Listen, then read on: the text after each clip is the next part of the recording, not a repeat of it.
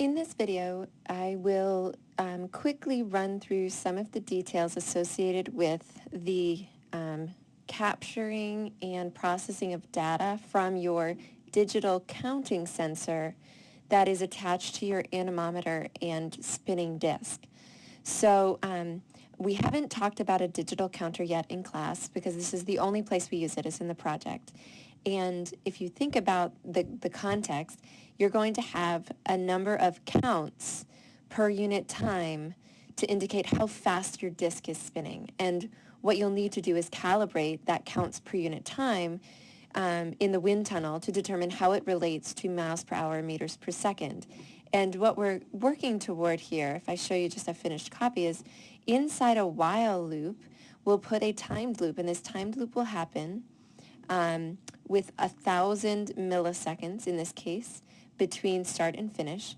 And the DAC assistant will provide a number of counts, and you can do some simple comparison to determine how many counts have happened this loop and how many counts have happened since the beginning of the program.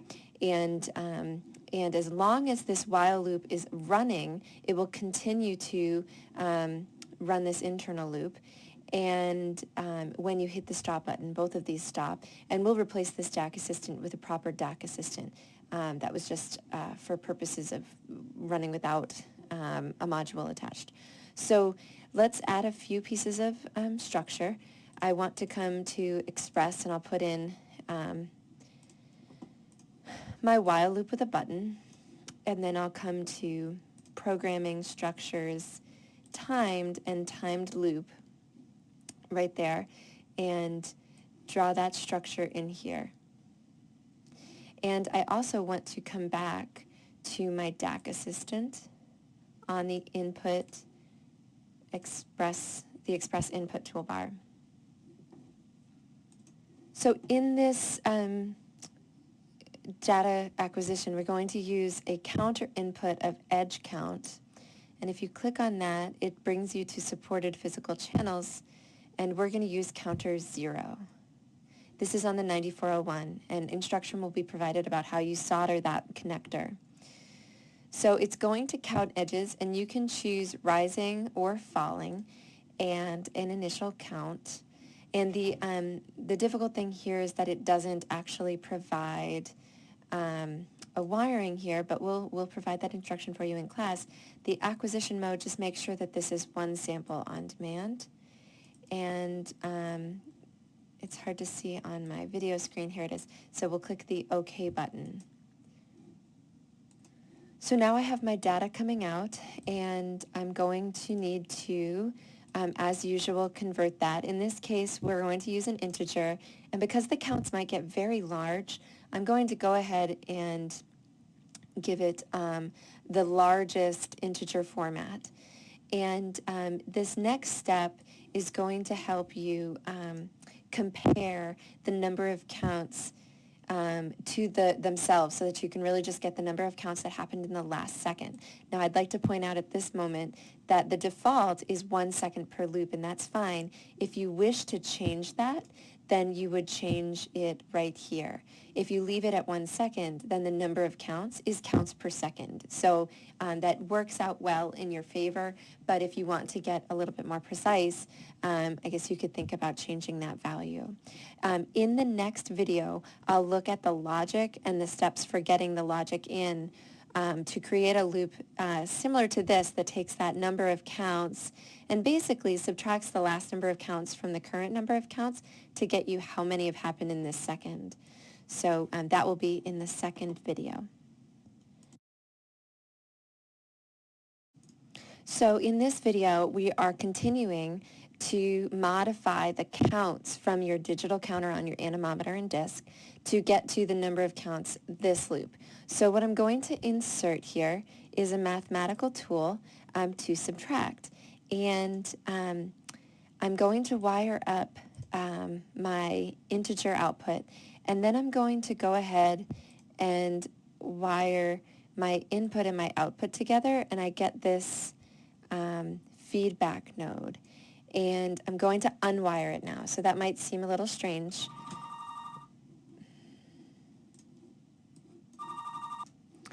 So the reason that we wired the input and the output together was to get this feedback node. And once we've unwired it, we can right-click and we can change the direction. And we can right-click again, and we can also move the initializer one loop out. What does that mean? That means I can set this to a value to start every time I start my program. What you might notice is things tend to start with whatever they were the last time you ran the program, especially if you run it a few times while LabVIEW's open. So we can initialize this.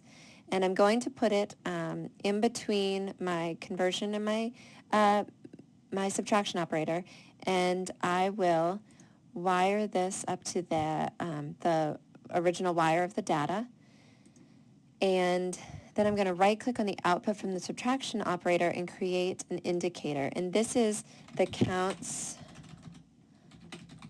this loop.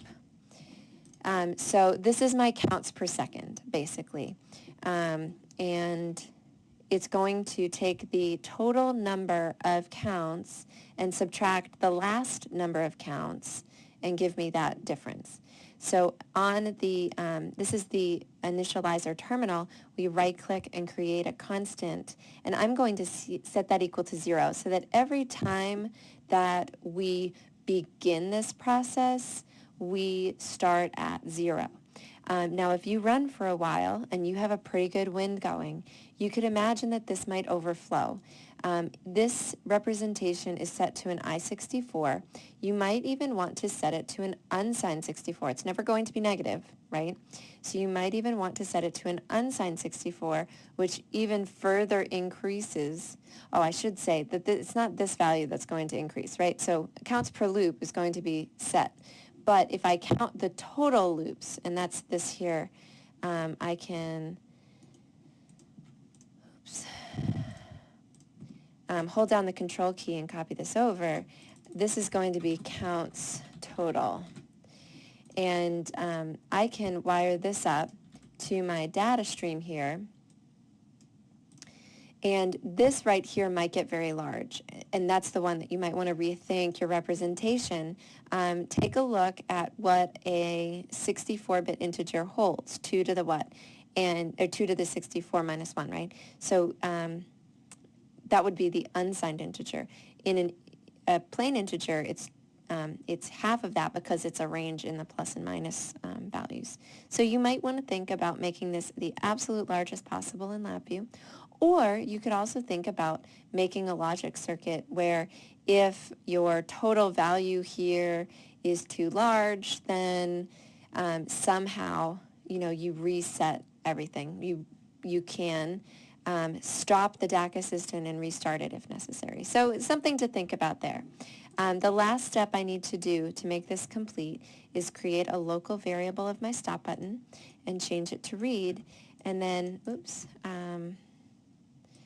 copy that for 2 places. I want to wire this up to my stop condition on my DAC assistant so that my DAC stops, and I want to wire it up to my stop sign. And so you might imagine in your final code that you take this counts per loop and you turn that into miles per hour, meters per second, and you can provide that number on the front panel and for your DAC, for your data logging. And you might also have another while loop down here that's operating your other DAC assistant with the same stop button connected. And you might have a third structure that's a flat panel that allows you to log your data. So this block diagram might get very large. And in the next video, I'll show you the technique for setting up a sub-VI to help manage that size.